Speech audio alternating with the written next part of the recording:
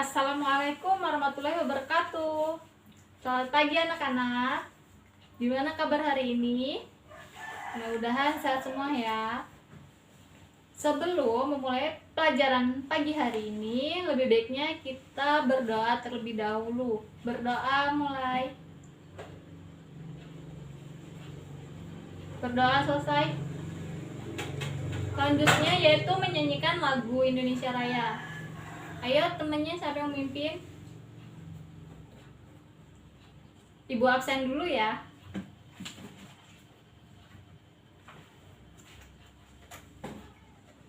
Aurel, Renata, Bagas, Jihan, Rehan. Gimana? Udah pada sarapan belum? Ya, bagus. Jadi sebelum berangkat sekolah itu sebaiknya kita sarapan terlebih dahulu ya. Oke, Ibu lanjut yaitu di sini Ibu akan menjelaskan materi mengenai tumbuhan atau bagian-bagian tumbuhan dan fungsinya. Ada yang tahu tumbuhan itu apa? Jadi, tumbuhan merupakan salah satu jenis makhluk hidup. Tumbuhan memiliki klorofil atau zat hijau yang berfungsi sebagai media pencipta makanan dan untuk proses fotosintesis. Tumbuhan itu terdiri dari akar, batang, daun, bunga, dan buah. Nah, akar adalah bagian tumbuhan yang tertanam di dalam tanah. Tumbuhan memerlukan akar untuk hidup. Bagian akar ini terdiri atas rambut akar atau bulu akar dan tudung akar. Rambut akar berfungsi sebagai tempat masuknya zat-zat makanan dan juga air. Sementara tudung akar berfungsi sebagai pelindung bagi akar saat menembus tanah. Ciri-ciri akar yang pertama yaitu akar adalah bagian tumbuhan yang berada dalam tanah. Yang kedua, akar tumbuhan memiliki pertumbuhan yang mengarah ke inti bumi. Yang ketiga, akar biasanya tumbuh menuju ke arah sumber air, menjauhi sumber cahaya dan udara. Yang keempat, akar biasanya berwarna putih atau kuning-kuningan. Yang kelima, akar berbentuk lancip, bagian ujung untuk mempermudah tumbuh di dalam tanah. Jenis-jenis akar yaitu ada akar serabut. Akar serabut lebih banyak dimiliki pada tumbuhan monokotil, seperti pada tumbuhan tebu, jagung, dan lainnya. Tumbuhan jenis dikotil yang memiliki akar serabut. Yang kedua yaitu akar tunggang. Akar tunggang umumnya terdapat pada tumbuhan jenis dikotil, seperti pada tumbuhan jeruk. Yang ketiga yaitu akar nafas. Akar nafas tumbuh dari bagian bawah batang tumbuhan yang berada di dalam tanah dan sebagian muncul di atas permukaan tanah dan berfungsi sebagai tempat masuknya udara untuk pernafasan tumbuhan. Akar ini terdapat pada tumbuhan pandan dan bakau. Yang keempat ada akar hisap. Akar hisap biasanya dimiliki oleh tumbuhan jenis parasit yang menampung hidup pada tumbuhan lain seperti benalu. Yang kelima yaitu akar lekat. Akar lekat biasanya tumbuh di sepanjang batang tumbuhan dan berfungsi untuk memanjat atau menempel pada benda lain seperti pada tumbuhan sirih. Yang keenam yaitu akar gantung. Akar gantung ini tumbuh dari bagian atas batang atau batang tumbuh dan menjulur ke arah tanah. Akar gantung berfungsi untuk menyerap uap air dan udara seperti pada tumbuhan pohon beringin. Fungsi akar pada tumbuhan yang pertama itu ada untuk menyerap air dan mineral dari dalam tanah. Yang kedua, akar berguna untuk menyokong batang tumbuhan. Yang ketiga, akar juga dipergunakan untuk respirasi atau pernapasan, seperti pada tanaman bakau. Yang keempat, akar berguna untuk tempat menyimpan makanan. Selanjutnya yaitu ada batang. Batang ini biasanya warna apa? Ya, biasanya warna coklat. Nih batang. Batang pada tumbuhan berfungsi sebagai tempat melekatnya bagian-bagian lain dari tumbuhan. Ciri-ciri batang yang pertama, batang tumbuhan pada umumnya memiliki bentuk bulat memanjang atau sebagian memiliki bentuk persegi, lonjong, atau bentuk simetri radial lainnya. Yang kedua yaitu batang memiliki ruas dan buku-buku tempat tumbuhnya tuas, cabang, akar atau daun. Yang ketiga, batang tumbuhan biasanya tumbuh menuju ke arah sumber cahaya matahari. Jenis-jenis batang yang pertama yaitu ada batang basah. Batang basah adalah batang tumbuhan yang berfungsi atau bersifat lunak dan mengandung berair seperti pada batang tanaman bayam. Yang kedua yaitu batang berkayu. Batang berkayu adalah batang tumbuhan yang mengandung kambium. Kambium pada batang membentuk lapisan kayu di bagian dalam batang. Batang berkayu seperti pada pohon rambutan, jambu, mangga, dan lainnya. Yang ketiga yaitu batang rumput. Batang rumput tidak memiliki kambium kaya dan tumbuh pendek.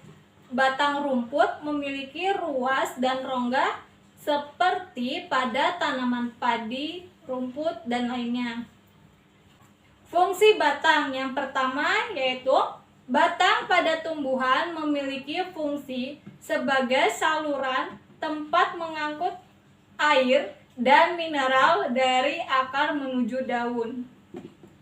Yang kedua, batang juga berfungsi untuk menyalurkan fotosintesis dari daun menuju ke seluruh tumbuhan. Yang ketiga, batang tumbuhan berfungsi sebagai tempat penyimpanan makanan. Selanjutnya ada daun. Ada yang tahu daun warna apa? Ya, daun warnanya hijau. Jika udah layu, daun berwarna coklat. Pengertian daun. Daun ini merupakan salah satu bagian dari tumbuhan yang sangat penting. Dengan beraneka ragam bentuk, ukuran, lebar, dan warna daun yang berwarna hijau memiliki kandungan zat klorofil. Jenis-jenis daun berdasarkan bentuknya. Yang pertama ada yaitu melengkung, bentuk daun melengkung. Daun ini bentuk tulang melengkung, biasanya terdapat pada tanaman eceng gondok. Yang kedua yaitu menyirip. Daun dengan bentuk tulang menyirip dapat ditemukan pada tanaman jambu, mangga, alpukat, nangka, dan lainnya. Yang ketiga yaitu menjari. Daun dengan tulang menjari dijumpai seperti pada tanaman singkong, pepaya, dan jarak. Yang keempat yaitu sejajar. Daun dengan bentuk tulang sejajar dapat dijumpai pada tanaman kelapa, pandan, dan padi. Fungsi daun yang pertama, ada daun berfungsi sebagai tempat pembuatan makanan atau fotosintesis. Yang kedua, daun juga dapat berfungsi sebagai tempat proses respirasi atau pernapasan. Yang ketiga, daun berguna sebagai tempat transpirasi. Yang keempat, daun juga dapat berfungsi sebagai alat berkembang biak vegetatif. Selanjutnya yaitu bunga. Secara umum, bunga pada tumbuhan memiliki fungsi sebagai alat reproduksi. Dengan bentuknya yang indah dan bunga yang khas, sehingga menarik perhatian serangga, kumbang, atau kupu-kupu untuk hinggap dan membantu proses penyerbukan pada bunga. Bagian-bagian pada bunga sempurna. Bunga memiliki beberapa bagian penting di dalamnya. Yang pertama yaitu tangkai bunga. Tangkai bunga merupakan penghubung bunga dengan batang. Bentuk tangkal bunga agak membesar, seperti tangkai bunga yang membesar ini merupakan dasar bunga. Yang kedua yaitu kelopak bunga. Kelopak bunga adalah bagian yang berfungsi sebagai penutup atau pelindung bagian lain dari bunga. Yang ketiga, mahkota bunga. Mahkota bunga merupakan perhiasan bunga. Mahkota bunga memiliki bentuk dan warna yang beraneka ragam. Dari mahkota bunga ini dapat dinikmati keindahannya. Saat masih kuncup, mahkota bunga dibungkus oleh kelopak bunga. Yang keempat yaitu ada benang sari dan putik. Di dalam mahkota bunga terdapat benang sari yang merupakan alat kelamin jantan bunga. Di bagian tengah bunga terdapat putik sebagai alat kelamin bunga. Bunga yang memiliki kedua alat kelamin tersebut disebut dengan bunga sempurna. Sedangkan yang tidak memiliki salah satu disebut bunga tidak sempurna.